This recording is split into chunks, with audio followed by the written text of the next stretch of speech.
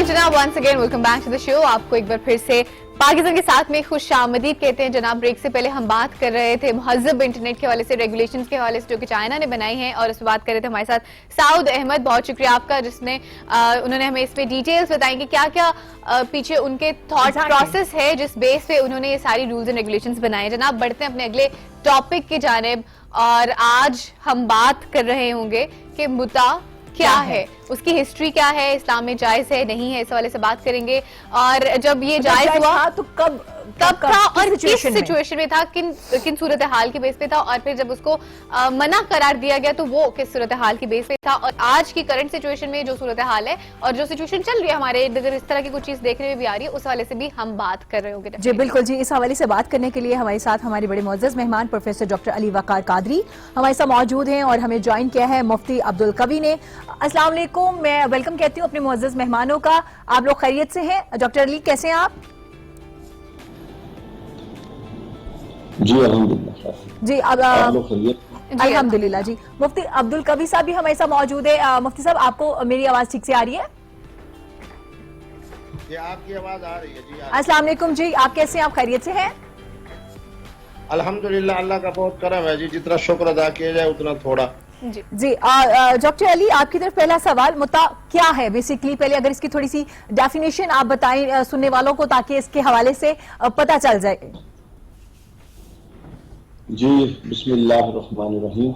अगर आप मुझे कोई 5 मिनट का वक्त इनायत करें तो मैं पूरा तसव्वुर समझाना चाह रहा हूँ। जी जी क्योंकि ये एक ऐसा मुतनाज़ मौजू भी है, हाँ जी बिल्कुल, और थोड़ा सा हसास मौजू भी है। बिल्कुल। तो उसमें बात होता है कि नामुकम्मल बात उल्टा तनाज़े का बायस बनती है, और उल्टा कंफ्यूजन बायस बन जाती है। ठीक है। इस्लाम का जो फिलॉसफी है, इस्लाम का फलसफा है, उसको, उसके अहकाम को समझने के लिए 2 चीजें नागुज़ीर हैं जी। अगर आप 2 चीजों को समझे बगैर इस्लाम के फलसफे अहकाम को समझेंगे तो आप बहुत बड़ी गलती करेंगे, और आप बहुत बड़ी लाइल्मी और बेइल्मी का और जहालत का सबूत देंगे। जी ठीक है। पहली बात है तग़य्युर ज़मान के साथ तग़य्युर अहकाम का फलसफा। जूं जमाना बदलता है तू अहकाम शरीयत बदलते हैं। ठीक है। एक बहुत बड़ी गलतफहमी जो हमारे यहाँ है, इस पर बहुत सारे उलमा सीखपा भी होते हैं और होंगे, कि वो समझते हैं कि आज जो कुछ होना था वो बंद हो चुका, अब इसके अंदर कोई तनव्वुर नहीं है, कोई डाइवर्सिटी शरीयत के अहकाम में नहीं है। कुरान और सुन्नत में जो उसूल मुतय्यन किए, उन उसूलों को मद्देनजर रख के अपने असली जरूरियात और असली तकाजों के मुताबिक आज भी शरीयत में लचक, डाइवर्सिटी और मसाइल के हल के लिए गौर व फिक्र उसी तरह जायज़ है जिस तरह आज से सदियां पहले, 10 सदियां पहले, 5 सदियां पहले जायज था। जी ठीक है। तो ये बात एक तयशुदा है कि हमेशा तग़य्युर, जब जमाना बदलता है तो अहकाम बदलते हैं। आप देखिए, एक जमाना था कि जब लोग घोड़ों पे और गधों पे सफर करते थे, जी ठीक है, तो सवारी का अहकाम और थे। आज हम कारों पे, जहाज पे सफर करते हैं तो सवारी के अहकाम क्या घोड़े और गधे वाले होंगे? नहीं होंगे, बदलेंगे। एक वक्त ये था कि आप एक इलाके से दूसरे इलाके में जाने के लिए आपको 4-4 दिन दरकार होते थे, 4-4 रातों की मुसाफर दरकार होती थी। अब यह कि आपको दुनिया के एक कोने से दुनिया के दूसरे कोने में जाने के लिए चंद घंटे दरकार है। ठीक है, बिल्कुल ऐसा है। लिहाजा जो जमाना बदलता है तो अहकाम बदलते हैं। हमारे जो फुक़हा, बड़े फुक़हा कराम थे, इमाम आज़म अबू हनीफा रज़ी अल्लाह तआला अन्हु, इमाम मालिक, इमाम शाफ़ी, इमाम अहमद बिन हम्बल और बहुत सारे और फुक़हा कराम, उन्होंने अपनी वक्त की जरूरत को मद्देनजर रखते हुए उस जरूरत के मुताबिक कुरान और सुन्नत पर गौर करके अहकाम को अख़ज़ किया। अब उन उसूलों और ज़वाबित को जो कुरान और सुन्नत ने मुतय्यन कर दिए हैं, उसको देखकर आज का जो फ़क़ीह आज़म है और आज का जो मुजद्दिद है और आज का जो फ़क़ीह है, उसको भी ये चाहिए कि वो आज के दौर के मुताबिक अहकाम अख़ज़ करके बताए। इमाम आज़म के अहकाम इमाम आज़म के दौर या उसके बाद के दौर के लिए ठीक है। जो आज फिट होंगे उसी तरह चलेंगे, जो आज फिट नहीं होंगे, जमाने के तकाजे बदल गए, वो नहीं बनाए जाएंगे, नहीं उसके लिए नहीं ताबीर की जाएगी, चूंकि वो भी ताबीर थी, ये भी ताबीर होगी। ठीक है। कुरान और सुन्नत तो मौजूद है। पहली बात है ये समझने की। दूसरी बात है वो ये समझने की है कि दीन के अहकाम में हमेशा अल्लाह रब्बुल इज्जत ने, अल्लाह के रसूल सल्लल्लाहु अलैहि वसल्लम ने फितरत इंसानी को मद्देनजर रखते हुए تدریج کا پہلو ہمیشہ شامل حال رہا. ٹھیک ہے. ہمیشہ درجہ بدرجہ اسٹیپ بائی اسٹیپ احکام نازل ہوئے. تدریج کا پہلو مد نظر رکھا گیا. تدریجاً احکام نازل ہوئے. ایسا نہیں ہے کہ اسٹیٹ ہر کوئی وہاں پہ عرب میں شراب پیتا تھا، عرب جاہلی عرب میں نا، تو یہ نہیں ہوا کہ ایک منٹ میں کسی کو کہہ دیا گیا کہ لو جی آج شراب حرام ہے. ایسا نہیں ہوا. جی اچھا، نماز عادی نہیں تھے، نمازی بنانے کے لیے یہ نہیں ہے کہ کہہ دیا گیا جی لو جی آج آپ نماز شروع ہو گئی. بلکہ میں آپ کو بتاؤں کہ تقریباً 10 سے 13 سال تک ابتدائی اسلام حضور علیہ الصلوۃ والسلام کی تبلیغ کا مدار صرف عقائد کی اصلاح اور اخلاق کی اصلاح. جی. فکر درست ہو، اللہ ایک ہے، میں اللہ کا رسول ہوں، ہم نے اللہ کے بارگاہ میں جا کے جواب دینا آخرت. بس ان 3 باتوں پر، اور اخلاق، لوگوں کے ساتھ ایٹیٹیوڈ ٹھیک کریں، دوسروں پہ ظلم نہ کریں. تو گویا 13 سال اللہ کا رسول. ہمارے ہاں دین کا تصور ہی غلط ہو گیا. دین کا تصور یہ ہے کہ سختی کریں، جبر کریں. اللہ کے رسول نے 13 سال تک صرف عقائد اور احکام کی اصلاح کی. جی. اچھا، اب احکام کی طرف ہم آ جاتے ہیں. چونکہ جو آج کا ہمارا موضوع ہے نکاح متع، یہ احکام میں سے ایک جزو ہے. ٹھیک ہے. احکام 3 قسم کے ہوتے ہیں. احکام 3 قسم کے ہوتے ہیں. میری بات بڑی غور سے سن لیجیے. جی. جی. ایک وہ احکام ہے جو زمانہ ما قبل رسالت یعنی زمانے جاہلیت سے چل رہے تھے. ٹھیک ہے. شریعت نے ان کو ٹیکل کیا مختلف انداز سے. یہ بھی ممکن ہے کہ شریعت نے ان کو، ان کے اندر اگر کوئی نقص نہیں پایا تو ان کو من و عن جاری کر دیا جس طرح چل رہے تھے. ایسا نہیں فرمایا. ایسا بھی ہوا کچھ احکام جو چل رہے تھے مگر اس میں کچھ خرابیاں آ گئی تھی، شریعت نے ان خرابیوں کی اصلاح کر کے اس کو جاری کر دیا. ٹھیک ہے. اور ایسا بھی ہوا کہ کچھ احکام ایسے تھے جو بالکل ہی قرآن و سنت کی روح سے، اور چونکہ اسلام مطلب انسانیت ہے، انسانیت کی فلاح و بہبود کے خلاف تھے اور قرآن و سنت کی روح کے خلاف تھے، تو اسلام نے اس کو بالکل منع کر دیا. ٹھیک ہے. تو جو پچھلے احکام چل رہے تھے ان احکامات سے متعلق قرآن و سنت کے 3 رویے ہمارے سامنے آتے ہیں. ایک رویہ میں پھر بتا رہا ہوں، وہ کہ قرآن و سنت نے اگر دیکھا کہ اس میں کوئی فلاح انسانیت، تزکیہ نفس اور اللہ کے رسول کا جو منشا تھا اس کے خلاف بات نہیں تھی، تو اس کو من و عن جاری کر دیا. ٹھیک ہے. جس میں خامی تھی اس خامی کی اصلاح کر کے اس کو جاری کر دیا، اور جو خرابی والی اتنی چیز تھی کہ اس کی اصل ہی مجروح تھی اس کو بین کر دیا، روک دیا. یہ پہلا قسم تھی جو ما قبل روایات چل رہی تھی ان کو شریعت نے ڈیل کیا. احکام کی دوسری قسم وہ تھی جو شریعت نے وقتی طور پر دیے. پہلی قسم تو وہ تھی نا جو شریعت نے نہیں دیے، چل رہے تھے اور شریعت نے ان کو ہینڈل کیا. دوسری قسم وہ تھی کہ جو شریعت محمدی صلی اللہ علیہ وسلم نے وقتی طور پر دیے ایک خاص ضرورت کے تحت. جی. جی. اور وہ ضرورت جو ہی ختم ہوئی وہ احکام ختم ہو گئے. ٹھیک ہے. ایک ضرورت پیش آئی، اس ضرورت کو ہینڈل کرنے کے لیے اللہ کے رسول کی طرف سے ایک حکم صادر ہوا، جو ہی ضرورت ختم ہوئی اس حکم کو اٹھا لیا گیا. یعنی وقتی اور عارضی ضرورت کے پیش نظر وہ حکم آیا اور وہ ضرورت ختم ہوئی تو حکم بھی ختم. جی. ٹھیک ہے. احکام کی تیسری قسم وہ ہے کہ جو شریعت محمدی نے خود سے جاری فرمائے، نئے احکام دیے جو اس سے پہلے نہیں تھے. یہ 3 اقسام تھی احکام کی. صحیح. اب ہم موضوع پر آتے ہیں جو ہمارا موضوع ہے نکاح متع. یہ موضوع پہلی دونوں احکام کی اقسام کے تحت زیر بحث آ سکتا ہے. جی. ٹھیک ہے. یعنی وہ چیز تھی جو ما قبل رسالت کا جو دور تھا، جاہلی عرب کا دور تھا، اس میں مروجہ تھی، کثرت سے رائج تھی. ٹھیک ہے. کوئی نئی چیز نہیں تھی عرب کے لیے، یہ وہ تھی کہ وہ ہمیشہ سے رائج تھی. تو اسلام نے اس کو کیسے ٹیکل کیا؟ جی. یہ اس ضمن میں زیر بحث آ سکتا ہے کہ جو احکام اسلام نے وقتی طور پر دیے یا ان کو وقتی طور پر چلایا، ٹھیک ہے، اس میں بھی یہ زیر بحث آ سکتا ہے. دونوں پہلوؤں میں یہ زیر بحث آ سکتا ہے، دونوں اقسام کے تحت. اب نکاح متع تھا کیا؟ متع کا مطلب ہوتا ہے عارضی، متع کا مطلب ہوتا ہے فائدہ اٹھانا. ٹھیک ہے. ٹھیک ہے. مستفید ہونا، فائدہ اٹھانا. قرآن مجید میں ایک لفظ ہے جس سے ہمارے جو اہل تشریح بھائی ہیں وہ اس کا استدلال لیتے ہیں، فَمَسْتَمْتَعْتُمْ، سورہ نساء کی آیت ہے. ٹھیک جی. تو متع کا مطلب ہوتا ہے فائدہ اٹھانا. متع کی تعریف یہ ہے کہ ایک مرد اور ایک عورت باہمی رضامندی سے ایک خاص وقت کے لیے، 1 گھنٹے کے لیے، 1 دن کے لیے، 1 مہینے کے لیے نکاح کر لیں. ٹھیک ہے. ٹھیک ہے.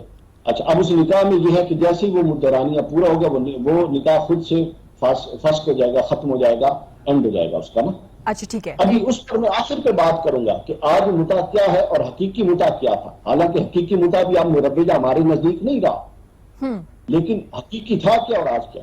اچھا اب ہم آتے ہیں متع پہ. متع کا معنی جب میں نے عرض کر دیا. اگلی چیز یہ ہے کہ یہ ایک ایسی چیز تھی جب صحابہ کرام جنگوں میں جاتے تھے، 4 مہینے کا سفر ہوتا تھا اور وہاں پر سٹے ہوتا تھا، پھر واپسی ہوتی تھی. تو ایک فطرت انسانی کے تقاضوں کو ملحوظ رکھتے ہوئے آپ یہ دیکھیے کہ اللہ انسان کی فطرت کو کتنا ملحوظ رکھتا ہے. آپ باقی باتیں چھوڑیے، اور ہم دوسرے سے بات کرتے ہوئے یہ نہیں دیکھتے کہ اس کے جذبات کیا ہیں، اس کی فطرت کیا ہے.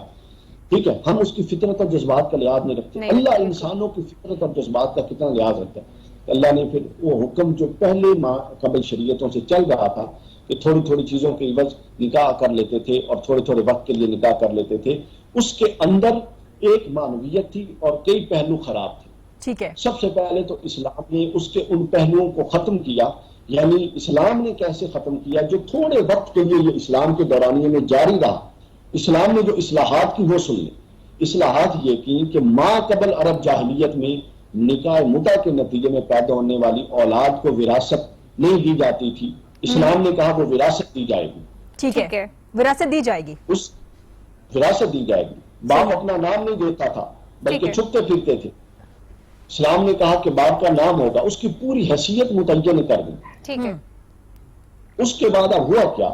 یہ ایک وقتی ضرورت کے تحت تھا کہ جب کسی ایسی طویل سفر پر ہو جہاں آپ کے پاس آپ کی اپنی زوجہ نہ ہو، تو ایک وقتی ضرورت کے تحت اللہ کے رسول نے اس کا حکم جاری فرمایا اور اس کے بعد اس کو منسوخ کر دیا گیا. منسوخ کہاں کیا گیا؟ یہاں پر ہمارے ہاں اختلاف ہو جاتا ہے.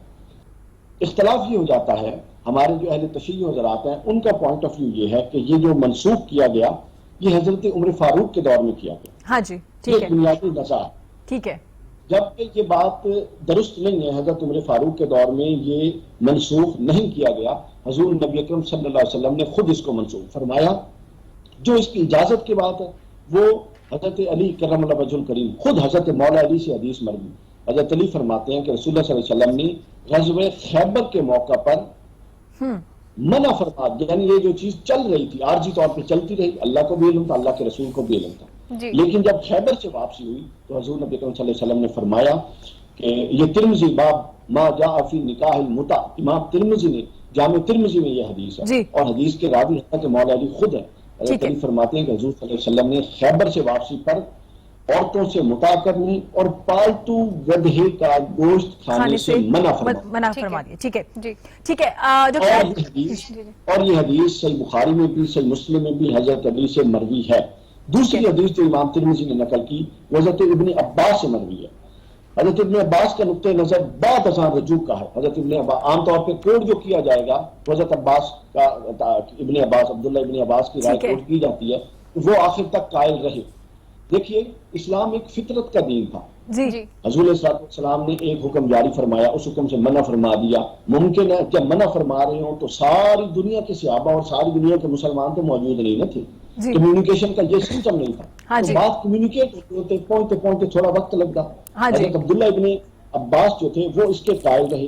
پھر حضرت مولا علی کے ساتھ ان کی بات چیت ہوئی تو حضرت علی نے ان کو اس چیز سے آگاہ فرمایا کہ حضور نے وہ چیز جو شروع اسلام میں جائز تھی اللہ کے رسول نے منع فرما دی. تو حضرت علی نے حضرت عبداللہ ابن عباس نے حضرت علی کی بات سن کے اپنے اس موقف سے رجوع کر لیا. اب اصل بات یہ ہے کہ یہ ایک وقتی ضرورت کے تحت وقتی ضرورت کے پیش نظر ایک چیز تھی جس کو جائز رکھا گیا. یہ صحابہ کرام میں ہوا. یعنی اب صحابہ کے نام کوئی گنوانے بیٹھ جائے گی فلاں نے کیا فلاں نے کیا، اس کا تو انکار نہیں ہے نا. ٹھیک ہے. جب تک ایک چیز اللہ کا رسول منع نہیں کرتا وہ جائز ہے، ختم ہوگی بات. ہاں جی ٹھیک ہے. پھر احکام کو منع کرنے میں شریعت میں تدریج کا عنصر ہے. شریعت نے شراب جیسی چیز خبیث چیز کو جس کو ام الخبائث کا منع کیا تو کیا کہا شریعت نے؟ قرآن مجید نے اس کے مثبت اور منفی دونوں پہلو گنوائے اور بتایا کہ اسمہما اکبر من نفعہما، اس میں نقصان بھی اور فائدے بھی ہیں لیکن اس کے نقصان زیادہ ہیں. عقلی طور پہ قائل کیا اور پھر فرمایا نہیں. نماز کا حکم دیا لیکن نماز میں پہلے تالیاں بجاتے تھے، سیٹیاں بجتی تھی، بات چیت ہوتی تھی، اینڈ پہ جا کے نماز اپنی الٹیمیٹ فارم میں آ گئی. تدریج کا حکم ہے، متع کا ہے. یہ چلتا رہا صحیح جو وقتی ضرورتوں کے تحت اس سے فائدہ حاصل ہوتا رہا، مسلمان اس سے مستفید ہوتے رہے. اللہ کے رسول نے پہلے خیبر کے موقع پر اور پھر فتح مکہ کے دن پھر اس کی اجازت دی. ٹھیک ہے ڈاکٹر علی, یہیں سے بات کو کنٹینیو کریں گے. جی ڈاکٹر علی, قیامت تک اس کو کوئی جائز نہیں کہہ سکتا. جی ٹھیک ہے ڈاکٹر علی, یہیں سے کنٹینیو کریں گے کیونکہ ہمارے باقی مہمان ہیں وہ بھی ویٹ کر رہے ہیں تاکہ وہ بھی اپنی بات کر سکیں. میں ویلکم کروں گی, ہمیں اسٹوڈیو میں جوائن کیا ہے سید عباس زیدی نے جو ریسرچ اسکالر ہے. السلام علیکم, کیسے ہیں آپ عباس صاحب, خیریت سے ہیں آپ؟ وعلیکم السلام, اللہ کا شکر. بہت شکریہ جی ہمیں جوائن کرنے کے لیے. اور کال پہ ہمارے ساتھ مفتی عبدالقوی صاحب بھی موجود ہیں, ان کی طرف بڑھتے ہیں, ان سے بھی یہی سوال کریں گے جی متاع کے حوالے سے. جیسے ڈاکٹر علی نے بڑے اچھے طریقے سے ڈیٹیل میں ایکسپلین کیا تاکہ بات درمیان میں نہ رہ جائے, کیونکہ ایک متنازع ایک ٹاپک ہے جس پہ مختلف پوائنٹ آف ویو ہوتے ہیں. جی مفتی صاحب, آپ کو میری آواز ٹھیک سے آ رہی ہے, کیا آپ مجھے سن پا رہے ہیں؟ جی آپ کی آواز ٹھیک آ رہی ہے, لیکن پہلے قادری صاحب کی بات مجھے پوری طرح سمجھ نہیں آئی, لیکن آپ کی آواز سمجھ آ رہی ہے. اچھا, ڈاکٹر علی صاحب کی بات آپ کو سمجھ نہیں آئی, آپ تک آواز ٹھیک سے نہیں آئی؟ جی ٹھیک ہے, آپ پھر ایسے کیجیے مفتی صاحب, آپ اپنے میں آپ سے یہ سوال کر لیتی ہوں, متاع کیا ہے اور اسلام میں کب اجازت ملی اور کب اس کو منع کیا گیا؟ بسم اللہ الرحمن الرحیم. دیکھیے جی, میں سب سے پہلے کہتا ہوں کہ ہم نے رہنمائی لینی ہے اللہ کے قرآن سے. جی بالکل. جی اللہ کے قرآن نے جب بتایا کہ ایک مرد اور ایک عورت کے درمیان جو جائز رشتہ ہے اس کی صورتحال کیا ہے, فرمایا والذین هم لفروجہم حافظون الا علی ازواجہم او ما ملکت ایمانہم. دو صورتوں میں مرد اور عورت کے درمیان شرعی اور قانونی ایک طرح کا تعلق قائم ہو سکتا ہے جس کو زوج اور زوجہ کہتے ہیں, اور جو رشتہ قائم ہوتا ہے نکاح کی برکت سے. نکاح کو ہر آدمی جانتا ہے کہ ایجاب و قبول ہے, محترم محترمہ کی رضامندی ہے, اور اس کے اندر گواہ ہے اور اعلان عام ہے جس کو ہم شادی کہتے ہیں. ٹھیک ہے. دوسرا تعلق وہ ہے جس طرح فتوحات ہوتی تھیں تو فتوحات کے زمانے میں جو مرد ہوتے تھے ان کو غلام کہتے تھے, اور جو خواتین ہوتی تھی ان کو باندی کہتے تھے. اور جس وقت مال غنیمت تقسیم ہوتا تھا تو جو خواتین کسی مرد مسلمان کے قبضے میں آتی تھیں تو وہ ان کے لیے حلال ہوتی تھی. جی اس سے معلوم یہ ہوا کہ متع جو ہے نہ وہ نکاح ہے نہ متع جو ہے وہ ملک یمین ہے, اس لیے یہ کوئی علیحدہ ایک صورت ہے. اچھا, اسی طریقے پہ اب ہم آ جاتے ہیں حضور کے فرامین کی طرف. میں چونکہ حقائق کی بنیاد پہ بات کرتا ہوں, یہ حقیقت ہے کہ متع حضور کے زمانے میں بھی تھا, سیدنا صدیق اکبر کے زمانے میں بھی تھا, اور سیدنا فاروق اعظم کے خلافت کے ابتدائی 2 سالوں میں بھی تھا. ٹھیک ہے. لیکن اب ہمیں دیکھنا یہ ہے کہ جس زمانے کے اندر خلافت کے زمانے کے اندر اس متع کو حرام قرار دیا گیا, اس مجلس مشاورت میں کون کون سے حضرات موجود تھے.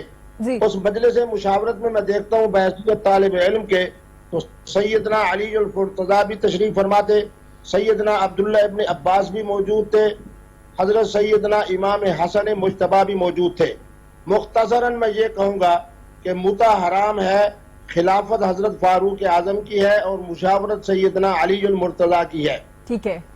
سب سے جو بڑی بنیادی بات ہے وہ یہ ہے کہ میں نے ہمیشہ اہل تشیع علماء سے پوچھا, آج بھی ہمارے ساتھ شیعہ عالم موجود ہوں گے, ان کی خدمت میں بھی عرض کر رہا ہوں کہ 12 حضرات ائمہ معصومین میں سے اگر کسی امام محترم نے, امام مبارک نے, امام مقدس نے, امام معصوم نے متع کیا ہے تو اس کی کوئی ایک روایت اگر کتب احادیث میں ملتی ہے, خواہ وہ شیعہ کی کتب احادیث ہوں, تو پھر میں اعلان کر سکتا ہوں کہ متع حلال ہے. یقیناً یہ بات 100% یقینی ہے کہ 12 حضرات ائمہ میں سے کسی ایک امام نے بھی اپنی زندگی کے اندر اور حیات مقدسہ کے اندر متع نہیں کیا. یہ سب سے بڑی دلیل ہے اس بات کی کہ متع جو ہے وہ حرام ہے, متع حلال نہیں ہے. اور یہ بھی حقیقت ہے کہ حضور کے زمانے کے اندر 5 مقامات ایسے ہیں, 5 دن ایسے ہیں جن دنوں کے اندر حضور نے امت کو یعنی حضرات صحابہ کو متع سے روکا. متع کے بارے کے اندر میرا خیال یہ ہے کہ اگر اہل تشیع اور اہل سنت علماء اگر چاہتے ہیں کہ اس اختلاف کو ختم کر کے آج کے زمانے کے اندر, کیونکہ میرے حضرات صحابہ کے زمانے میں, خلفاء راشدین کے زمانے میں اور حضور کے زمانے میں نکاح بھی بالکل آسان تھا, حتیٰ کہ ایک صاحب سسر بھی ہوتے تھے اور داماد بننے کی ان کی خواہش بھی ہوتی تھی, پیغام نکاح بھی بھیجتے تھے, تو نکاح بالکل آسان تھا. ہر ایک صحابی رسول کے 2 3 4 نکاح ہوا کرتے تھے. اسی طرح خلافت کے زمانے کے اندر بہت زیادہ جب اسلام پھیلا تو اس کی وجہ سے باندیوں کا ایک نظام بھی آیا اور بڑے تسلسل کے ساتھ موجود رہا اور بڑی کثرت کے ساتھ موجود رہا. اسی طرح متع جو ہے حضور کے زمانے میں بھی تھا, صدیق اکبر کے زمانے میں بھی تھا, اور فاروق اعظم کے ابتدائی زمانے میں بھی تھا. لیکن میرے زمانے کے اندر صرف شادی اور نکاح کے اوپر انسانیت کو پابند کر دینا اور ان کے لیے مزید نکاح کے حوالے سے آسانی پیدا نہ کرنا، یہ ایک اجتہادی مسئلہ ہے۔ میں علماء اہل سنت کی خدمت میں بھی عرض کروں گا اور علماء اہل تشیع کی خدمت میں بھی، علماء اہل تشیع کی خدمت میں عرض یہ کروں گا کہ اگر وہ وقت کی پابندی ختم کر دیں، یعنی محترم اور محترمہ آپس میں متع کر لیں اس شرط کر کہ جب تک رہیں گے اکٹھے رہیں گے اور اس کے اندر کوئی وقت کی پابندی نہ ہو، اور ہمارے حضرات اہل سنت حضرات قرآن مجید کی 5ویں آیت جو ہے فَمَسْتَمْتَعْتُمْ بِهِ مِنْهُنَّ فَآتُوهُنَّ أُجُورَهُنَّ 5واں پارہ ہے اور اس کی پہلی آیت مقدسہ ہے، اس کے اندر لفظ استمتاع آیا ہے۔ اہل سنت کے ہاں استمتاع ہو جائے اور اہل تشیع کے ہاں متع ہو جائے، اور دونوں کے ہاں محترم اور محترمہ کی رضامندی سے کسی خاص وقت کی بجائے ایک زمانے تک کا ایک تعلق قائم ہو جائے، جسے آج کے زمانے میں ہمارے سعودی عرب کے علماء نے آسانی پیدا کرتے ہوئے نکاح مسیار کی ایک صورت نکالی ہے، داعش والوں نے نکاح جہاد کی صورت نکالی ہے۔ میرا بھی فتویٰ ہے کہ شادی ایک اور نکاح متعدد اگر اس طرح کی صورت پیدا کر دی جائے تو امت کے لیے آسانی پیدا بھی ہو سکتی ہے اور انسانیت کے لیے بھی آسانی پیدا ہو سکتی ہے۔ باقی اگر اہل تشیع اس بات پہ مضبوط موقف اختیار کریں کہ متع حلال ہے اور اس کے لیے کوئی دلیل پیش نہ کر سکے، یہ تو میرے خیال میں مناسب نہیں ہوگا۔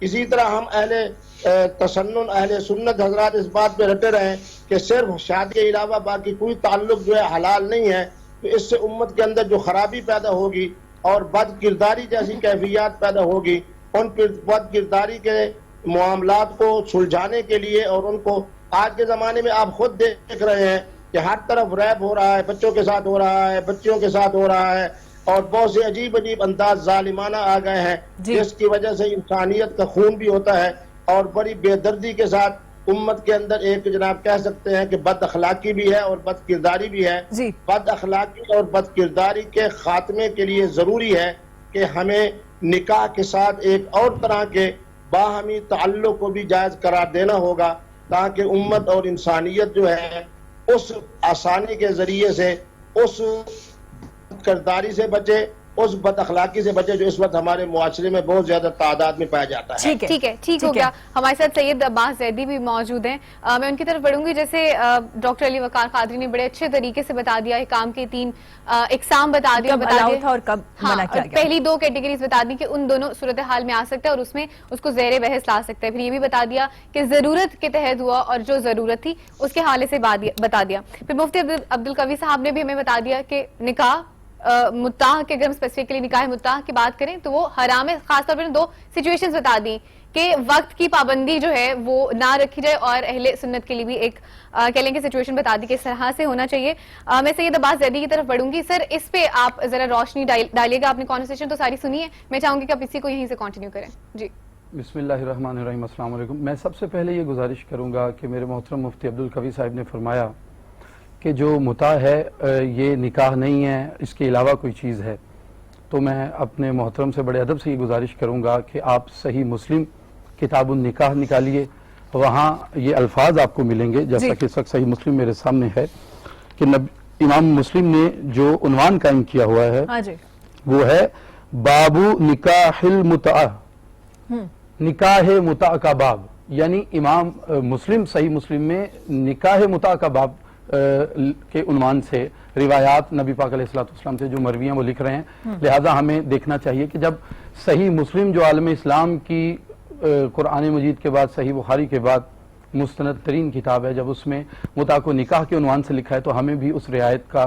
خیال کرنا چاہیے۔ اور اگر میں صحیح بخاری شریف جو میرے سامنے موجود ہے اس کی کتاب النکاح وہ کھولوں تو وہاں لکھا ہے ان نکاح المتعتی، امام بخاری نے صحیح بخاری میں بھی نکاح متع کے باب سے شروع کیا، لہذا سب سے پہلے تو ہمارے ناظرین جو ہیں وہ اس غلط فہمی کو دور کریں کہ متع کیا ہے۔ متع امام بخاری اور مسلم نے نکاح متع کے عنوان سے ابواب قائم کیے ہیں۔ ٹھیک ہے۔ دوسرے نمبر پہ مفتی صاحب نے فرمایا کہ میرے اہل تشیع بھائیوں سے گزارش ہے کہ کوئی ایک حدیث بھی، ایک روایت پیش کریں کہ ائمہ اہل بیت علیہ الصلوۃ والسلام نے کبھی متع کیا۔ چلیں آئمہ اہل بیت علیہ السلام کے ادوار میں ہمارے برادران اسلامی تو متفق ہیں نا کہ تب متع حرام ہو چکا تھا. ہاں جی. اس پہ تو ان کا اتفاق ہے. چلیں ان کے زمانے میں تو یہ حرام تھا, رسول اللہ صلی اللہ علیہ وآلہ وسلم کے زمانے میں تو جائز تھا نا. آقا کریم صلی اللہ علیہ وآلہ وسلم کے زمانے میں جیسے کہ مفتی صاحب نے فرمایا, اور حضرت ابو بکر کے زمانے میں بھی اور حضرت عمر کے زمانے میں بھی جائز تھا. تو میں ان سے پوچھتا ہوں, جب رسول اللہ نے اسے جائز قرار دیا, بھی آپ نے فرمایا, سب نے سنا کہ پہلے خلیفہ کے دور میں بھی رہا, دوسرے خلیفہ کے دور میں بھی رہا, تو آپ ثابت کر سکتے ہیں کہ نبی کریم رؤوف الرحیم آقا کریم صلی اللہ علیہ وآلہ وسلم نے کبھی متع کیا ہو؟ کیا کسی چیز کی حلت کا اعلان کرنا اس کے بعد انسان پہ واجب قرار کر دیتا ہے کہ انسان خود بھی وہ سر انجام دے؟ اگر ائمہ اہل بیت نکاح متع کی حلت کے قائل تھے, اس کی دلیل مانگی جا رہی ہے کہ ان کا متع کرنا دکھائیے, تو یہ جو ابھی آپ نے فرمایا کہ رسول اللہ نے اس کو نکاح متع کو حلال قرار دیا, اس کا اجرا فرمایا, پہلے خلیفہ کے دور میں رہا, تو اگر رسول اللہ صلی اللہ علیہ وآلہ وسلم جن پہ آپ کا بھی اتفاق ہے اور ہمارا بھی کہ ان کے زمانے میں حلال تھا, جب ان کے زمانے میں ان کا نکاح متع آپ نہیں دکھا رہے, تو جن کے بارے میں آپ کا یہ اتفاق ہے کہ ائمہ اہل بیت علیہ السلام کے زمانے میں حرام تھا, تو پھر ان کے زمانے میں آپ مجھ سے کس دلیل کے طور پہ یہ تقاضا کر رہے ہیں؟ اب میں اس آیت کریمہ کی طرف آؤں گا. سورہ نساء کی آیت کریمہ ہے, بسم اللہ الرحمن الرحیم, فَمَسْتَمْتَعْتُمْ بِهِ مِنْهُنَّ فَآتُهُنَّ أُجُورَهُنَّ فَرِيضَةً, تو جن عورتوں سے تم نے متع کیا ہو ان کو ان کے مقرر شدہ حق کے مہر دے دو. سورہ نساء کی یہ آیت ہے اور اس میں لفظ استعمال ہوا فَمَسْتَمْتَعْتُمْ, تو جن عورتوں سے تم نے متع کیا. اب میں صحیح بخاری شریف کی طرف آتا ہوں جو میرے سامنے پڑھی ہے, کتاب النکاح کی 3 جلد ہے, باب نمبر 61 ہے, نکاح المتعت کا یہ باب ہے. اس میں دیکھیں میرے آقا کریم علیہ الصلوۃ والسلام کے کیا جملے ہیں. آقا فرما رہے ان تستمتعوا فاستمتعوا, عالم اسلام کی سب سے صحیح ترین کتاب ہمارے برادران اسلامی کی صحیح بخاری میں حدیث نمبر 107 3 جلد سے پڑھ رہا ہوں کہ آقا نے فرمایا ان تستمتعوا فاستمتعوا. آپ نے یعنی حضرت رسول خدا صلی اللہ علیہ وآلہ وسلم کا منادی, ان کا قاصد حضرت بلال تشریف لائے, اور جابر ابن عبداللہ انصاری اور حضرت سلمہ ان سے آ کے عرض کیا کہ نبی پاک علیہ السلام نے فرمایا ان تستمتعوا, کہ تمہیں متع کرنے کی اجازت ہے, فاستمتعوا, لہذا تم عورتوں سے متع کرو. کیا یہ حدیث رسول نہیں ہے؟ یہ صحیح بخاری نہیں ہے. آپ آگے ہیں. ابن عباس, یہ حدیث نمبر 106 سنا رہا ہوں, حضرت ابن عباس سے روایت ہے. میں یہ چاہ رہا ہوں کہ دیکھیے اتحاد کی فضا کو برقرار رکھتے ہوئے اور صرف اپنا الو سیدھا کرنے کی بجائے اگر ہم قرآن اور احادیث کی ان کی گراؤنڈ ریئلٹیز تک پہنچیں, ان زمینی حقائق تک پہنچیں, تو میرے خیال سے یہ زمانہ نہیں ہے کہ میں ٹافی کو چینگم کہہ کے بیچ سکوں. اب زمانہ بدل چکا ہے, اب لوگ پڑھیں گے, دیکھیں گے, ویڈیو سن رہے ہیں سوشل میڈیا پہ, میں حدیثیں پیش کر رہا ہوں. تو حضرت امام بخاری نے یہ روایت نقل کی کہ حضرت ابن عباس رضی اللہ تعالیٰ عنہ سے سنا کہ ان سے عورتوں کے متع کے متعلق دریافت کیا گیا, تو ابن عباس نے متع کی رخصت دے دی. اب تیسری بات جو مفتی صاحب نے کہی, میں بڑے غور سے حضرت مفتی صاحب کا یہ بیان سن رہا تھا. انہوں نے فرمایا کہ ایک اور تقاضا انہوں نے کیا کہ یہ اگر مقررہ ایام کی قید جو ہے وہ ختم کر دی جائے. ہاں بالکل. اچھا, اس کا بھی میں اگر کہیں تو صحیح بخاری سے جواب دوں گا. ٹھیک ہے, اپنا نظریہ صرف پیش کرنا تو کمال نہیں ہے نا کہ میں کہوں کہ مکتب اہل بیت کے کیا نظریات ہیں. میں تو پیش کروں گا, ہم میں تو ہے ہی, لیکن ہمارے برادران ذرا صحیح بخاری شریف اور قرآن کا مطالعہ کریں. اب آئیں کہ وقت مقرر کرنا. ٹھیک ہے, حضرت سلمہ رضی اللہ تعالی عنہ سے روایت ہے, انہوں نے فرمایا کہ رسول اللہ صلی اللہ علیہ وآلہ وسلم نے ہمیں خبر دی. یہ 107 نمبر حدیث صحیح بخاری کی 3 جلد کتاب النکاح سے پیش کر رہا ہوں. رسول اللہ صلی اللہ علیہ وسلم نے فرمایا, آپ نے فرمایا جو کوئی مرد اور عورت موافقت کر لیں تو ان دونوں کے درمیان 3 دن کے لیے اکٹھے ہونا جائز ہے. اگر وہ دونوں پسند کریں کہ 3 دن پورے ہونے کے بعد مدت میں اضافہ کر لیں تو وہ اضافہ کر لیں, یا چھوڑنا چاہیں تو وہ جدا ہو جائیں. اب یہ حدیث کے الفاظ کیا ہیں؟ آقا علیہ السلام نے فرمایا بینہما 3 لیال, 3 راتوں تک کے الفاظ صحیح بخاری شریف کتاب النکاح باب نمبر 61 حدیث نمبر 107 میں نقل ہیں میرے آقا کریم رؤوف الرحیم صلی اللہ علیہ وآلہ وسلم کی زبانی. تو ہمیں عوام میں مسکنسیپشن نہیں پھیلانی چاہیے، ٹھیک یہ ہے۔ صحیح حدیث ہیں۔ اور اس میں میں ایک اور میں چاہوں گا کہ اگر آپ مجھے بھی اجازت دیں کہ میں اپنا موقف جی صحیح سے ضرور پیش ضرور کروں جی تو میں آپ کا شکر گزار ہوں گا۔ آپ میرے تمام معزز مہمان جتنے بھی ہیں، کیونکہ ہم بار بار تمام مہمانوں سے بھی بات کریں گے تو وقت جو ہے وہ اس طرح سے کور کیجئے گا تاکہ بات بھی مکمل ہو جائے۔ جی ضرور ضرور، تاکہ بات مکمل ہو جائے نا آپ کی بھی۔ چونکہ محترم یہ 7 نیوز کے پلیٹ فارم سے 3 سوال اٹھے تھے تو میں چاہوں گا کہ اسی پلیٹ فارم پہ ان تینوں سوالات کے صحیح بخاری سے جواب دوں۔ اب آپ آئیں صحیح مسلم کی طرف، کتاب النکاح۔ نبی پاک صلی اللہ علیہ وآلہ وسلم نے کا منادی آیا اور پکارا کہ رسول اللہ صلی اللہ علیہ وآلہ وسلم نے تم کو عورتوں سے متاع کرنے کی اجازت دی ہے۔ یہاں سب سے پہلے یہ بات کہوں گا ہمارے برادران اہل سنت، ٹھیک ہے فتح مکہ کے بعد یا اس دن یہ اس کی حرمت کے قائل ہیں، وہ ہوں، ان کا اپنا نظریہ ہے، ہمارا اپنا نظریہ ہے، لیکن میں ابھی صحیح ہیں سے ان روایات کو عوام کے سامنے رکھ رہا ہوں۔ ایک بات تو آج کلیئر ہو گئی نا، یہ جو سوشل میڈیا پہ پاکستان کا امن خراب کرنے کے لیے اور مسلمانوں کا آپس میں اتحاد خراب کرنے کے لیے جو بات پہ متاع کے لیے انتہائی نازیبا لفظ بولا جاتا ہے، جو یہاں میں نہیں بولنا چاہوں گا کہ یہ ہے، وہ ایک بات کے تو آج ان کے کان کھل جانے چاہیے کہ اگر وہ متاع کو خدا نہ خواستہ کوئی حرام فعل کہتے ہیں تو کیا ان کی اس رائے کے مطابق رسول اللہ صلی اللہ علیہ وآلہ وسلم نے ثم نعوذ باللہ کیا انہوں نے ایک حرام کام کو جاری کیا اور اصحابہ کرام رضوان اللہ علیہم اجمعین کیا نعوذ باللہ وہ حرام کام کرتے رہے؟ لہذا سب سے پہلے مدارس اور مساجد کی یہ ذمہ داری ہے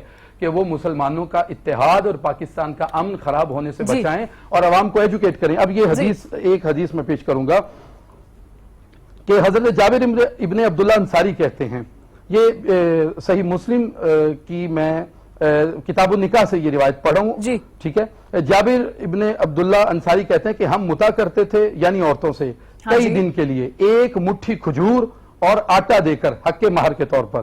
رسول اللہ صلی اللہ علیہ وآلہ وسلم اور حضرت ابو بکر کے زمانے میں، یہاں تک کہ حضرت عمر نے عمر بن حریث کے قصہ میں منع کیا، ٹھیک ہے۔ پھر حضرت ابو نظرہ سے روایت ہے کہ میں جابر بن عبداللہ انصاری کے پاس تھا کہ ایک شخص آیا اور کہا کہ ابن عباس اور ابن زبیر نے دونوں متعۃ الحج اور متعۃ النساء میں اختلاف کیا ہے۔ سو جابر نے کہا کہ ہم تو رسول اللہ کے زمانے میں دونوں متع کیے، پھر ان دونوں سے حضرت عمر نے منع کر دیا، حتیٰ کہ امام جو مفسر ہیں، محدث ہیں، مورخ ہیں، امام جلال الدین سیوطی، انہوں نے تاریخ الخلفاء میں دوسرے خلیفہ حضرت عمر کا جو باب قائم کیا ہے اس میں آخر میں جو انہوں نے اولیات عمر لکھی ہیں، حضرت عمر کے جو کارنامے عہد ساز اس زمانے میں رہے ان کے، ہاں تو ان کا انہوں نے ذکر کرتے ہوئے لکھا ہے کہ پہلے وہ شخص جنہوں نے متاع کو حرام کیا ہے، تو لہٰذا یہی وجہ کہ ابن عباس بعد میں بھی قائل رہے، حتیٰ کہ کنز العمال وہ بھی اس وقت میرے سامنے پڑھی ہے لیکن میں بات ختم کرنے کے لیے اسے سامنے نہیں لا رہا کیونکہ اس کا پھر دوبارہ کنز العمال میں ملا علی متقی ہندی حنفی نے یہ روایت نقل کی کہ حضرت ابن عباس سے پوچھا، حضرت عبداللہ ابن عمر سے اور ان کی گفتگو ہوئی تو انہوں نے کہا کہ متعۃ النساء جائز ہے، میں عورتوں سے نکاح متاع کو جائز سمجھتا ہوں۔ تو حضرت عبداللہ ابن عمر نے غالباً آگے سے فرمایا کہ حضرت ابو بکر اور حضرت عمر اس سے منع کرتے تھے، تو حضرت ابن عباس نے فرمایا میں تمہیں رسول اللہ کی حدیثیں سناتا ہوں اور تم مجھے حضرت ابو بکر اور حضرت عمر کی باتیں بتاتے ہو۔ یہ کنز العمال میں ملا علی متقی ہندی حنفی نے لکھا ہے، لہٰذا اس میں اس بات کو تسلیم کر لینا چاہیے کہ اس میں بعد میں اختلاف تھا اور اس اختلاف میں صحابہ کی ایک بڑی جماعت اس طرف تھی جو حلت کی قائل تھی، ایک جماعت اس طرف تھی جو حرمت کی قائل تھی۔ حرمت والے اصحاب کے نظریے کے پیروکار حضرت جو اصحاب کے پیروکار ہیں وہ ہمارے انتہائی واجب الاحترام برادران اہل سنت ہیں، اور جو حلت کے قائل اصحاب ہیں اس نظریے کے پیروکار مکتب اہل تشیع کے افراد ہیں۔ ٹھیک ہے، آپ کی بات کو اب میں ڈاکٹر علی وقار کی طرف لے کے جاؤں گی۔ ڈاکٹر علی، آپ کو باقاعدہ ساری آواز آ گئی جو سید عباس نے ڈسکشن کی اور مفتی عبدالقوی صاحب نے جو ڈسکشن کی اس پہ؟ جی میں نے دونوں احباب کی ڈسکشن سن لی ہے۔ اصل میں مسئلہ پتہ کیا ہوتا ہے؟ مسئلہ یہ ہوتا ہے کہ اگر آپ نفس مسئلہ کو سمجھ جائیں، theme of the topic, crux of the issue, تو پھر آپ کو اس پر بات کرنے میں آسانی ہوتی ہے۔ ٹھیک ہے، یہ جو ابھی انہوں نے بات کی ہے، ابھی آپ میرے بھائی ہیں، یہ آئے ہوئے تھے محرم ٹرانسمیشن میں بھی، چھوٹے بھائی ہیں، ہمارا بڑا اچھا آپس میں تعلق ہے۔ انہوں نے جو 8-10 حدیث بیان کی ہیں، میں 100 نہیں 1000 حدیث بیان کر سکتا ہوں، صحیح بخاری سے، مسلم سے، ترمذی سے، نسائی سے، ابو داؤد سے، موطا امام مالک سے۔ ایشو حدیث بیان کرنے کا نہیں ہے، ایشو نفس مسئلہ کو سمجھیے۔ نفس مسئلہ یہ جتنی حدیث ہیں، بھائی میرا مقدمہ آپ لوگوں نے نہیں سنا، میں نے پہلے یہ بتایا کہ یہ ان دو احکام میں آتا ہے جو پہلے دور جاہلیت سے بھی جاری رہے جی ٹھیک ہے، اور اسلام نے بھی اس کو فوری طور پہ منع نہیں کیا بلکہ وقتی ضرورتوں کے تحت جاری رکھا۔ ٹھیک ہے، اب یہ ایک طویل وقت جو پہلے جاری تھے، جو بعد میں جاری ہوئے اور وقتی ضرورتوں کے تحت جاری رہے، یہ سب ان کا بیان ہے جو میں بیان کر چکا ہوں۔ ٹھیک ہے، تو یہ تو دلیل بن ہی نہیں سکتی نا، آپ نفس مسئلہ سمجھیے، اس کا تو انکار ہی نہیں ہاں ہے۔ جی۔ نکاح متا اپنا ائمہ اور محدثین نے نکاح متا اسی عنوان سے ابواب قائم کیے ہیں احادیث کی کتب میں۔ امام ترمذی کا میں نے بتایا باب ما جاء فی نکاح متا، بخاری میں ہے، مسلم میں ہے، یہ اس میں کوئی دو رائے نہیں ہے۔ ٹھیک ہے، اس میں صرف جو دوسری رائے، اب یہ احادیث بیان کرنا یہ تو ہوتا رہا ہے صحابہ کرام میں، ہوتا رہا، خود حضور اسلام نے اجازت دی۔ خیبر کے فتح خیبر کے موقع پر ایک ممانعت حضور سے مروی ہے، اور پھر فتح مکہ کے موقع پر دوسری ممانعت مروی ہے، اور پھر میں نے پہلے عرض کی کہ ہر چیز کو ایک فطری تناظر میں دیکھا کریں۔ ٹھیک ہے، یہ جو روایات ہمارے بھائی نے بیان کی، ان سے نہ اس کا ہونا ثابت ہوتا ہے، اور جو مفتی عبد القوی صاحب نے فرمایا اس منع سے نہ اس کا منع ثابت ہوتا ہے۔ ہم نے دونوں کا انالیسس کر کے کر کے فطری اور بالکل لاجیکل پہلو دیکھنا ہے۔ لاجیکل اسپیکٹ یہ ہے کہ عہد صحابہ کرام میں یہ تھا، اور یہ اسلام نے جاری بھی نہیں کیا تھا، میں تو یہ بتا رہا ہوں یہ پہلے سے چلتی ہوئی روایات میں تھا۔ آپ تاریخ قبری اٹھائیں اور اپنا اور باقی تواریخ اٹھائیں، البدایہ والنہایہ اٹھائیں، تو یہ پہلے جو معاشرے میں یہ چیزیں مروجہ تھی۔ ٹھیک ہے، اسلام نے کیا کیا، اس کے جو منفی پہلو تھے، سلبی پہلو تھے، ان کی اصلاح کر کے اس کو جاری کر دیا، وقتی طور پر جاری کر دیا۔ پھر جب یہ بات آئی، اب اس میں دو باتیں ہیں۔ ایک بات یہ ہے کہ اہل سنت کے لیے میں نے بتا دیا، ترمذی کے اندر یہ جتنی روایات میرے دوست نے بیان کی ہیں یہ اس دور کی ہیں جب وہ رائج تھا۔ مثلا جب تک نماز نہیں ہوتی تھی، حضرت سیدہ خدیجہ الکبریٰ سلام اللہ علیہا، جی جانتے ہیں آپ اس شخصیت کو؟ حضرت خدیجہ الکبریٰ کو جانتے ہیں نا سب؟ جی جی جی سر، حضرت خدیجہ الکبریٰ کا جنازہ نہیں پڑھایا گیا، پتہ کیوں؟ کیونکہ اس وقت جنازے کا حکم ہی نہیں تھا۔ تو بتائیے اگر کوئی اس کو بنیاد بنا لے کہ حضرت خدیجہ کا جنازہ نہیں ہوا، میں جنازہ نہیں پڑھاؤں گا، ٹھیک ہے، ٹھیک ہے۔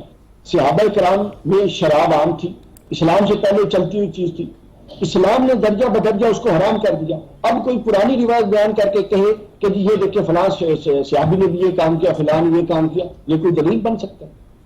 جس وقت تک حج فرض نہیں ہوا تھا اس سے پہلے کسی نے حج نہیں کیا، جس وقت تک زکوٰۃ فرض نہیں تھی اس سے پہلے کسی نے زکوٰۃ نہیں دی، جس وقت تک فلاں چیزوں سے منع نہیں کیا گیا تھا اس سے پہلے کسی نے ان چیزوں سے رکا نہیں۔ تو بھائی دلیل قائم تب ہوتی ہے عقلی، فکری، علمی نقطۂ نظر سے جب کسی سے متعلق حکم وارد ہو جاتا ہے۔ یہ جتنی روایتیں ہیں یہ ایام اور دور حلت کی روایتیں ہیں۔ پہلی بات درست ہو گئی۔ دوسری بات میں ان کی اس بات سے اتفاق کرتا ہوں، یہ ایک نکاح کی اقسام میں سے ایک نکاح ہے جو بالکل جاری و ساری رہا، اس کو بھی نگیٹ کرنا چاہیے۔ تیسرا میں اس بات سے اتفاق کرتا ہوں کہ ہمارے ہاں اس کو جو صورت دے دی گئی ہے وہ بڑی ہی کبھی صورت ہے، خدا نخواستہ عجیب و غریب اس کے لیے لفظ استعمال ہوتے ہیں، ایسا ہرگز نہیں ہے، بلکہ جو اہل تشیع کے ہاں بھی مروجہ نکاح متع ہے جس کو اہل سنت کے نزدیک بالاتفاق، اور محض حضرت عمر کا قول نہیں ہے، یہ بھی اصلاح کر لیں، ترمذی کی حدیث پاک ہے، بخاری مسلم میں دونوں میں اس طرف اشارے ہیں کہ اب یہ اپنا حضور اسلام نے فتح مکہ کے موقع پر منع کر دیا۔ میں نے بتایا کہ یہ ہر صحابی، ہر حدیث ایک حضور اسلام ایک حکم جاری فرما رہے ہیں، ایک آیت نازل ہوئی ہے۔ تو کیا کوئی واٹس ایپ گروپ تھا یا کوئی فیس بک گروپ تھا کہ پوری دنیا میں ہر مسلمان کے پاس وہ حدیث اور وہ آیت پہنچ جاتی؟ وقت لگتا ہے۔ یہ فقہی اختلافات کیا ہیں؟ ذرا اپنے دماغ کو وسیع کر کے سوچیے، اپنا ذہن بھی وسیع کیجیے۔ فقہی اختلاف کیا ہیں؟ جعفری، حنفی، مالکی، یہ کیا ہے؟ ہر ایک کے پاس دلیل قرآن کی ہے اور سنت کی ہے۔ یہ غور و فکر کے انداز ہیں، یہ آیات کو سمجھنے کے انداز ہیں، سب درست ہیں اپنی اپنی جگہ۔ کیوں؟ چونکہ انہوں نے جو قرآن و سنت سے سمجھا انہوں نے بیان کر دیا، آگے ان کے فالوور اس پر چل پڑے۔ غلط صرف وہ ہوگا جس کی بنیاد قرآن و سنت کے علاوہ کچھ ہو، سمجھ آئے؟ تو یہ سوچنے سمجھنے کا اپنا اپنا انداز ہے ہر ایک کے پیش نظر قرآن و سنت۔ تو میں یہ عرض کر رہا تھا کہ یہ جو دلیل ہے اس بات کو دلیل بنایا ہی نہیں جا سکتا علم منطق کی روح سے، عقل کی روح سے، فکر کی روح سے۔ ایک چیز جس دور میں تھی ہی حلال، اس دور کی روایتیں بیان کر کے اس دور میں اس کو حلال ثابت کرنے کی کوشش کی جائے جس دور میں وہ حلال نہیں ہے۔ لیکن یہ بات بھی بالکل اپنا غلط ہے کہ میرا سوال ہے آپ سے، چونکہ آپ میری گزارش مجھ سے مکمل ہو مخاطب جائے ہیں۔ گا، پھر آپ فرمائیے گا، میں بعد مکمل جی مکمل کر لیجیے لیکن میں بعد میں آپ سے سوال ضرور کروں گا تاکہ آپ جی ضرور، کیونکہ وقت کم ہے، میں چاہ رہی ہوں بات ذرا وائنڈ اپ ہو تاکہ وہ سوال بھی کر لیں آپ سے۔ یہ ہے کہ اس کے ساتھ پھر وہ جب احکام نازل ہوئے تو وہ پہنچتے پہنچتے آگے وقت لگا، صحیح۔ وقت لگتا تھا۔ دیکھیے جو کوفہ کے صحابی تھے وہ ایک حکم، ایک شریعہ کا حکم سے متعلق اور رائے رکھتے تھے، مدینہ کی اور رائے رکھتے تھے، مکہ کی اور، یہی تو رحمت تھی جس کو اب ہم نے نظامت بنا دیا۔ اور دوسرا یہ کوئی ایسے اختلافی موضوع نہیں ہے جس سے دوسرے کی گردنیں کاٹی جائیں یا ایسے کیے جائیں، وہ اعتقادی اختلاف ہے، یہ فقہی اختلافات اور معمولی اختلافات میں سے ہے۔ اچھا، آخری بات یہ ہے کہ اس کو یہ یوں کرنا اور ایک کسی طبقے کو لعن اور طعن کا نشانہ بنانا خدا نہ خواستہ، یہ حرام ہے کہ آپ سارے جو غلط کام ہے اس کو اس کھاتے میں ڈال دیں، ایسا ہرگز نہیں ہے۔ یعنی تشیع کا جو نقطہ نظر ہے اس میں اس کا نسب بھی وہ ثابت کرتے ہیں، اس کا جو باپ کا نام بھی دیتے ہیں، اور اس کی وہ عدت کے بھی قائم ہے، اور اس کے بعد سیستانی صاحب خامنائی صاحب کا جو موقف ہے اس کے مطابق انہوں نے اس کو مزید اپنا بہتر کرنے کے لیے انہوں نے اور شرائط کا اضافہ کر دیا۔ مثلا جس شہر میں آپ کی بیوی ہو، کچھ عرصہ پہلے میں ایک فتویٰ پڑھ رہا تھا، جس شہر میں آپ کی بیوی ہو انہوں نے اس شہر میں متع کرنے کو بھی حرام کر دیا۔ تو لہٰذا ہر چیز کی اپنی حکمتیں ہیں، جن کے پاس دلیل ہے وہ سمجھتے ہیں اس کو جائز ہے، ان کے ائمہ فقہا متفق ہیں تو وہ کریں، کوئی پرابلم والی بات نہیں ہے۔ ہمیں اس سے ہمارے پاس اپنی دلیل ہے، ہم اس کو جائز نہیں سمجھتے۔ تو یہ ایسی بات نہیں ہے کہ میں نے ان کو منا کے اٹھنا یا انہوں نے مجھے منا کے اٹھنا، اصل چیز یہ ہے اپنی دلیل پر اور جن کے پیچھے مطلب جو ہمارے پیچھے اسلاف کی کتب پہنچی اس کی بنیاد پہ، حقائق کی بنیاد پہ دیکھی جائے چیز۔ اور ایک چیز جو ایک معمولی نوعیت کی چیز ہے، ایک اختلافی چیز ہے، اس کو کوئی مار تار کا یا بالکل ڈاکٹر صاحب بالکل ایسے ہی ہے۔ ہم لوگوں نے اس لیے آپ کی پوائنٹ آف ویو لیے، انہوں نے صحیح مسلم سے کچھ ریفرنس دیے، آپ نے اس سے بات صحیح بخاری سے کی ہے۔ سید عباس صاحب آپ سے ایک سوال کرنا چاہ رہے ہیں، وقت کی قلت ہے تو میں چاہ رہی ہوں کم وقت میں اسی کو جی عباس صاحب۔ ڈاکٹر صاحب میں آپ سے پوچھنا چاہ رہا ہوں کہ آپ مسلسل فرما رہے ہیں کہ اس وقت کوئی واٹس ایپ گروپ نہیں تھا، کوئی ایسا ذریعہ نہیں تھا کہ یہ حکم پھیل جاتا۔ میرا آپ سے سوال یہ ہے کہ حضرت ابن عباس کہ جو آخر تک متع کی حلت کے قائل رہے ہیں، جنہیں امت کا فاضل ترین آدمی بھی کہا جاتا ہے، تو آپ بتا سکتے ہیں رسول اللہ صلی اللہ علیہ وسلم کے بعد وہ کتنا عرصہ زندہ رہے؟ تقریباً نصف صدی سے زیادہ وہ زندہ رہے۔ حضور میری گزارش، تقریباً نصف صدی سے زیادہ زندہ رہے، 50 سال سے زیادہ زندہ رہے۔ آپ کیا فرماتے ہیں کہ 50 سال میں مفسر اعظم اور رسول اللہ کے چچا، حضور اگر آپ مجھے اجازت دیں کہ میں بات کمپلیٹ کر سکوں، کہ آپ سمجھتے ہیں کہ مفسر اعظم اور رسول اللہ اور مولا علی علیہ السلام کے جو چچا کے بیٹے ہیں اور جو مدینہ میں ہی رہے ہیں، ان تک رسول اللہ کا پیغام نہ رسول اللہ کی حیات طیبہ میں فتح مکہ کے بعد چند سال میں پہنچا، نہ حضرت ابو بکر کے دور خلافت میں پہنچا کہ رسول حرام کر چکے ہیں، نہ حضرت عمر کے دور خلافت کی ابتدائی سالوں میں پہنچا، حتیٰ کہ آخری عمر تک وہ امت کو مسائل بتاتے رہے، آیات کی تفسیر بتاتے رہے، لیکن انہیں متع کی حرمت کا رسول اللہ کا اعلان نہ پہنچا۔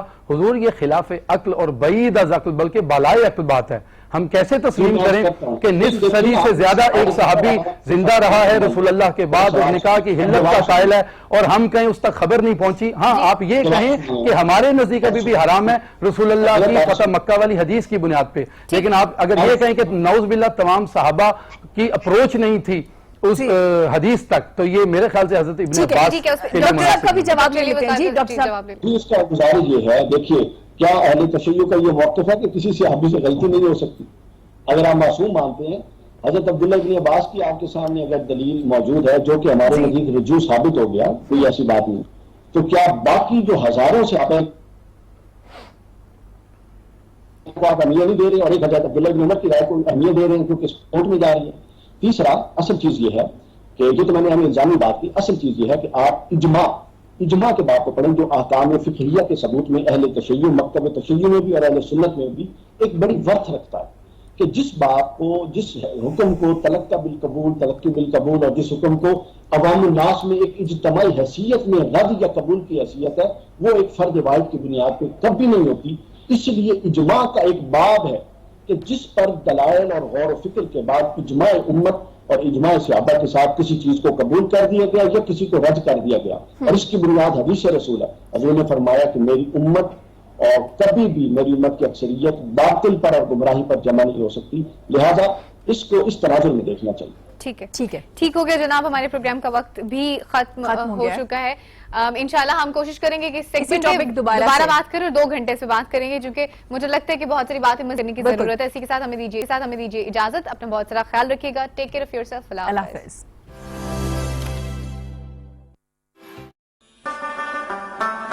एक 120 से जायद शहरों में तालीम और तरबियत की अजीम मिसाल कायम करने के बाद Nations favourite brand of the year award holder Aspire group of colleges एतमाद, अज़्म और रोशन मुस्तकबिल की जमानत लिए